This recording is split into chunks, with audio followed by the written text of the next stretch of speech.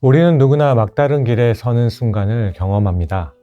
머리는 생각이 멈추고 더 이상 아무런 생각이 나지 않고 무엇을 해야 할지 모르겠는 시간이 있습니다. 위기의 순간에 지금까지 해오던 방식도 더 이상 통하지 않을 때가 있습니다. 그래서 더 간절히 기도를 하지만 이럴 때는 기도조차 막막하게 느껴질 때가 있습니다. 말은 나오는데 길은 보이지 않는 시간입니다. 왜 이렇게 무기력할까? 믿음이 부족해서 그런 걸까?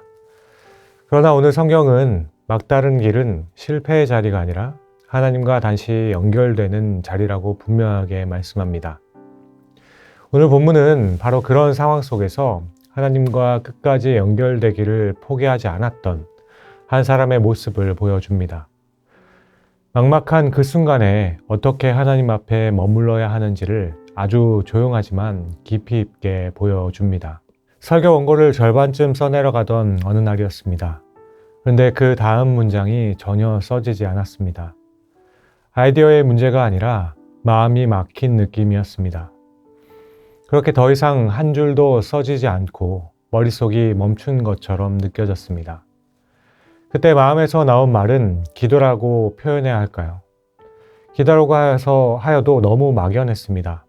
하나님, 어떻게 해야 하나요? 그런데 문득 산책을 하면 창의력이 크게 올라간다는 연구 결과가 떠올라서 커피 한 잔을 만들어 자리를 벗어나 산책을 시작했습니다. 그리고 걷기 시작하면서 다시 하나님과 대화를 이어갔습니다. 어떤 논리적이고 특별한 말이 아니었습니다. 그저 막혀있는 마음을 그대로 하나님께 올려드리는 시간이었습니다. 하나님, 지금 아무 생각도 나지 않습니다. 도와주십시오. 그렇게 한 30분 정도 되었을까요? 그러자 마음이 점점 정리가 되고 다시 책상 앞에 앉았을 때 멈췄던 글은 자연스럽게 이어졌습니다. 그렇게 한 가지 깨닫게 되었는데요.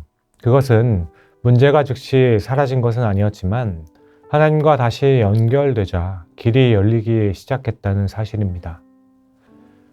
문제 해결의 핵심은 역시나 하나님과의 연결이었습니다.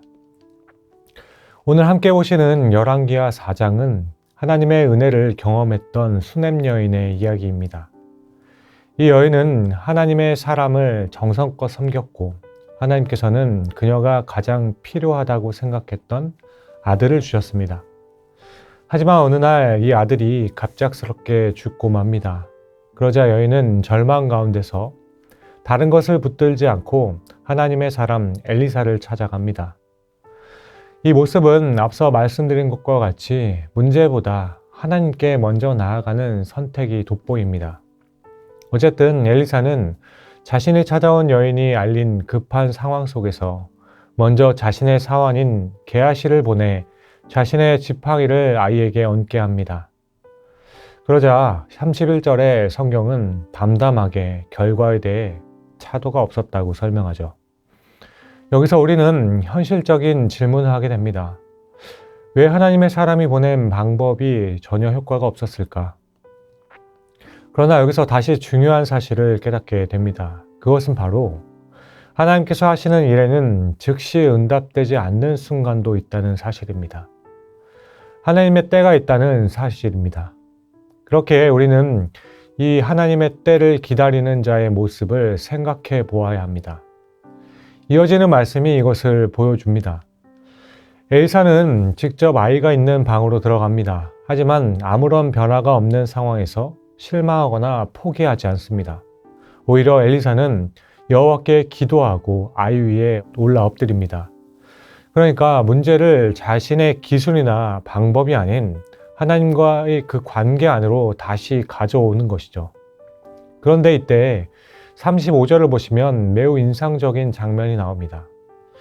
엘사가 내려서 집안에서 한번 이리저리 다니고 다시 아이 위에 올라 엎드리니, 성경은 엘리사가 이때 왜 내렸다가 다시 올라 엎드렸는지, 왜 이리저리 다녔는지, 집안에서 이리저리 다닐 때 무슨 말을 했는지, 엘사의 마음은 어떤 마음이었는지, 또한 어떤 기도를 드렸었는지 다른 설명을 하지 않습니다. 그러나 그냥 지나칠 수 있는 이 본문 말씀을 주목하며 이 찰나의 시간을 통해 분명한 사실 하나를 깨닫게 되죠.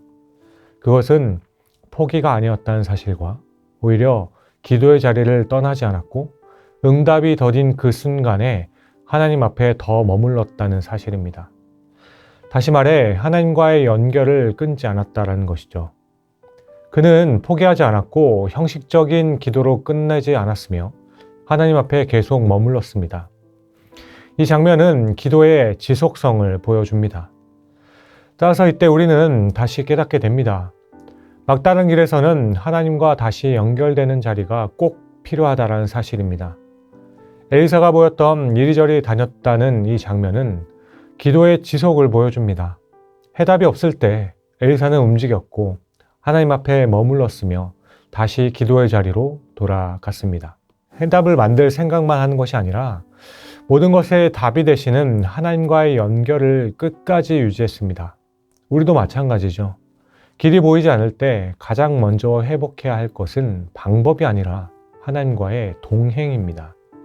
막혔을 때 가장 필요한 것은 더 많은 기술이 아니라 하나님과의 회복입니다. 그러므로 사랑하는 성도 여러분, 혹 지금 이 순간에도 막다른 길에 서 계십니까? 그렇다면 기도 산책을 시작하십시오. 그러면서 먼저 길이 막혔다는 사실을 인정하십시오. 막혔다는 사실을 인정하는 것은 믿음이 없음을 증거하는 것이 아니라 하나님을 다시 찾으라는 신호에 대한 겸손의 시작입니다. 그리고 자리를 옮겨 하나님께 나아가십시오. 밖으로든 방안을 오가든 중요한 것은 장소나 형식이 아니라 하나님과의 연결입니다. 세 번째로 즉각적인 응답이 없어도 멈추지 마십시오. 엘리사는 한 번의 기도를 끝내지 않았습니다. 응답이 더딜수록 그는 더 하나님 앞에 머물며 더 가까이 나아갔습니다. 끝으로 해결보다 임재를 먼저 구하십시오. 그러면 문제가 풀리기 전에 우리의 마음이 먼저 회복될 수 있습니다. 엘리사와 같이 우리가 보내는 그 기도의 자리, 하나님을 생각하며 이리저리 다니는 그 시간은 방황이 아닌 하나님을 찾는 시간이기에 그 시간 속에서 하나님께서는 반드시 조용히 찾아오시며 회복을 이루어 가실 것입니다. 그러므로 혹시 지금 생각이 멈춰 있는 자리, 기도가 막혀 있는 자리, 어떻게 해야 할지 모르는 그 지점에 서 계십니까? 그 자리가 바로 하나님과 다시 연결되기 위해 필요한 자리, 기도 산책이 시작될 자리일지 모릅니다. 하나님께서는 우리가 완벽한 기도를 드리기를 원하지 않으시는 분이십니다. 울고 있는 자녀의 손을 잡아주고 마음을 먼저 살펴주시는 아버지 되시죠. 아버지는 막힌 그대로라도 함께 걷기를 원하시는 분입니다. 눈앞의 문제보다 그 위에 계신 하나님 아버지를 바라보시기를 원합니다. 엘리사가 포기하지 않았듯이 오늘 우리도 기도의 자리를 떠나지 않기를 바랍니다.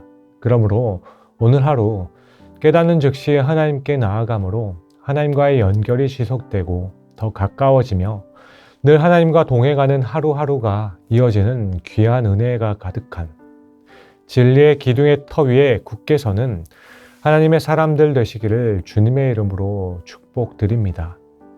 기도하겠습니다. 사랑과 은혜가 풍성하신 아버지 하나님, 제가 막다른 길에 서 있을 때 혼자 해결하려 애쓰지 않게 하시고 오히려 그때 더 주님을 찾게 하옵소서. 그렇게 다시 하나님과 긴밀하게 연결되게 하사 응답이 더딜 때에도 기도의 자리를 떠나지 않게 하시고 걸어가든 멈춰서든 주님과 동행하는 은혜를 누리게 하여 주옵소서. 감사합니다. 이 모든 말씀을 오늘도 제 삶 가운데 역사하실 주님을 신뢰하오며 함께 하신다 약속하신 우리 구주 예수 그리스도의 이름으로 간절히 기도드립니다. 아멘.